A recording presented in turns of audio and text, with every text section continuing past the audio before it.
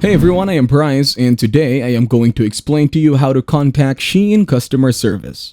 When you are on your Shein account, look for the headphone icon in the top right corner of the screen. Click on the customer service option from there. On the right side of the screen, you will find different categories of questions you might have. Choose a category to continue, such as account issue or pre-sale.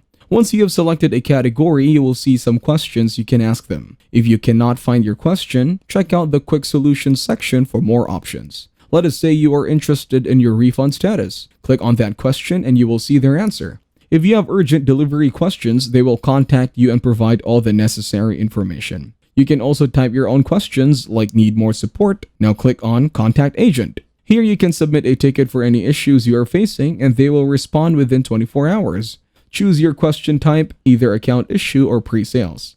Describe your question in the text box provided. For example, you could write, "How do I verify my account?" Once you have described your question, click on Submit. They will get back to you within 24 hours and any updates will be shown in your service records. You can also check for updates in your email.